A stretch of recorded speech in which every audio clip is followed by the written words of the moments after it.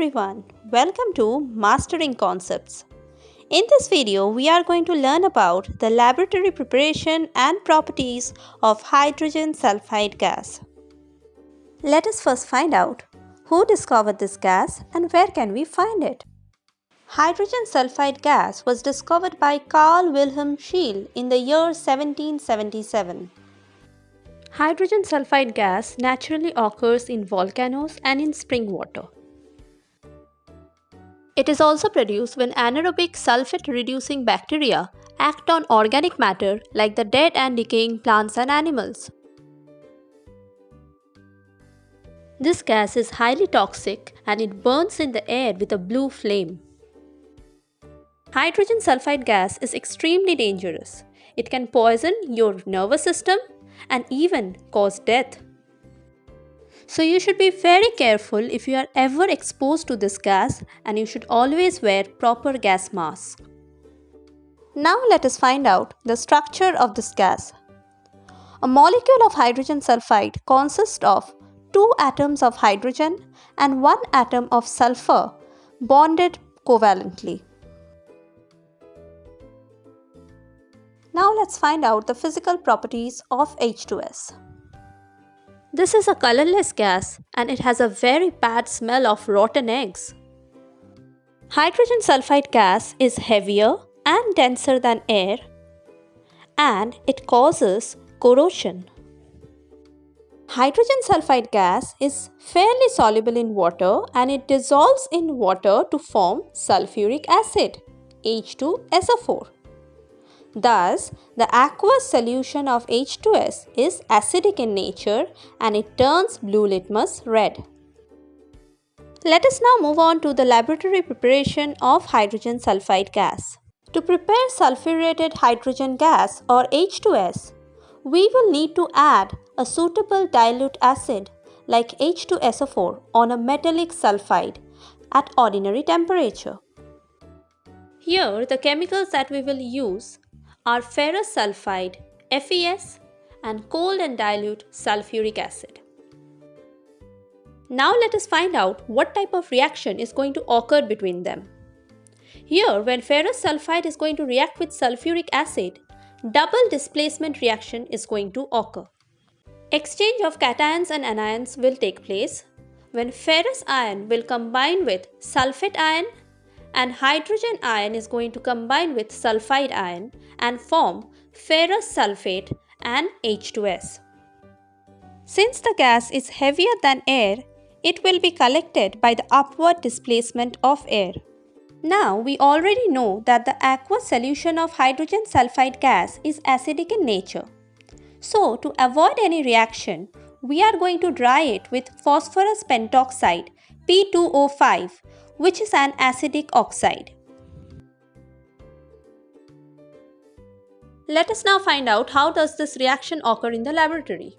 We can see we have taken a round bottom flask in which we have some iron sulfide.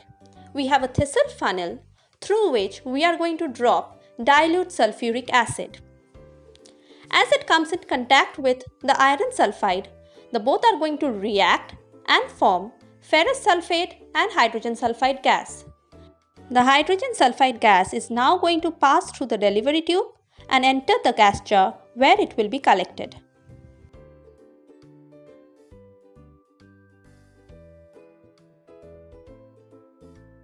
Now you can ask why we are taking dilute sulfuric acid to prepare this gas and not hydrochloric acid or nitric acid or even concentrated sulfuric acid.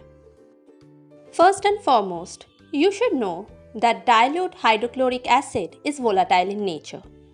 So, there's a chance that the vapors of hydrochloric acid will mix with hydrogen sulfide gas. Thus, we cannot use hydrochloric acid to prepare H2S gas. Now, both nitric acid and concentrated sulfuric acid are strong oxidizing agents. Concentrated sulfuric acid oxidizes H2S to produce yellow-colored sulfur, along with which sulfur dioxide and water is produced. Similarly, nitric acid oxidizes H2S to produce yellow-colored sulfur, along with which nitrogen dioxide and water is produced. Another question that can come in our minds is that why H2S is not dried with the common desiccating substances or the drying agents like concentrated H2SO4 or calcium oxide or anhydrous calcium chloride. Let us begin with concentrated sulfuric acid. In the previous answer, we have observed that concentrated sulfuric acid is a strong oxidizing agent and it oxidizes H2S to sulfur. Thus, it cannot be used as a drying agent. Next, we know that calcium oxide is a base and hydrogen sulfide is acidic in nature. We also know that acids and base react with each other to form salt and water, and that reaction is called neutralization reaction. So here H2S is going to react with calcium oxide to form a salt, calcium sulfide and water. Again, calcium chloride also reacts with hydrogen sulfide in the presence of water to produce calcium sulfide. Thus, these drying agents cannot be used for drying hydrogen sulfide gas.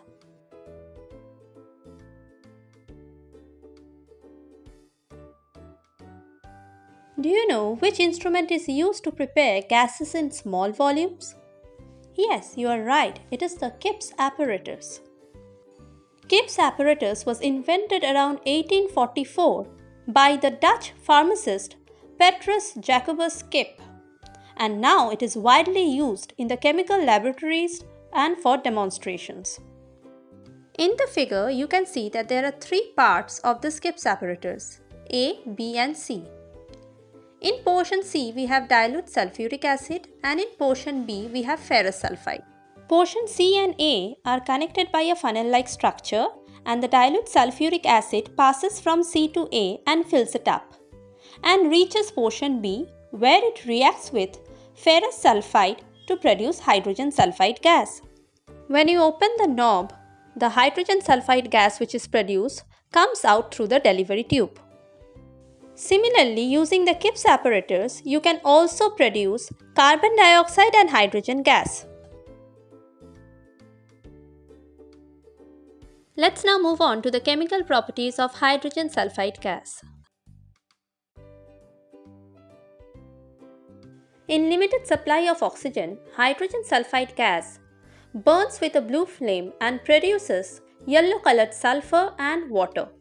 So the balanced equation of the reaction becomes 2H2S plus O2 gives 2S plus 2H2O. In the second case, in excessive supply of oxygen, hydrogen sulfide burns with a blue flame and produces sulfur dioxide and water. The balanced equation is 2H2S plus 3O2 gives 2SO2 plus 2H2O. Let us now see how does hydrogen sulfide gas acts as an acid.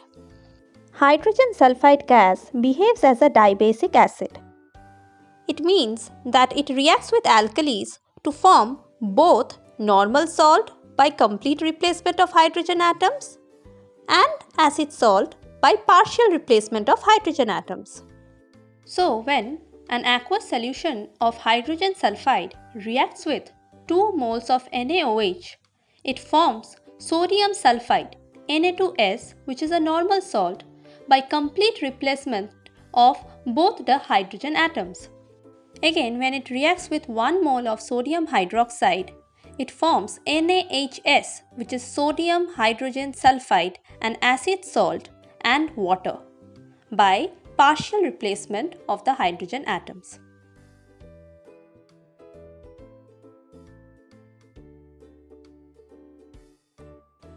Now let us move on to the reducing property of hydrogen sulfide gas.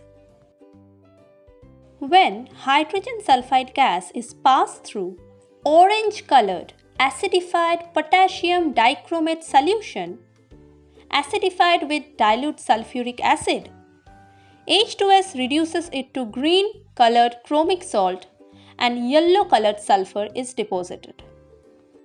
The balanced chemical equation is K2Cr2O7 plus 3H2S plus 4H2SO4 gives 3S plus K2SO4 plus Cr2SO4 whole 3 plus 7H2O.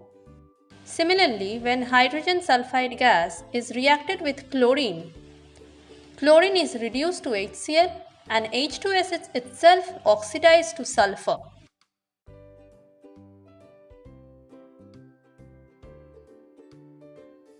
Let's now move on to the precipitating property of H2S. When H2S gas is passed through acidified aqueous solution of some metallic salts, the precipitates of metallic sulfides of characteristic colors are formed. Say for example, when H2S is added to blue colored copper sulfate solution, black colored copper sulfide and H2SO4 is produced. Similarly, when the gas is added to colorless lead nitrate solution, black colored PbS is produced, and when it is added to colorless AgNO3 solution, black colored silver sulfide is produced. Lastly, what happens when a drop of alkaline sodium nitroprusside solution is added to H2S? Then a violet coloration develops. Thank you so much for watching this video. Please like, share and subscribe.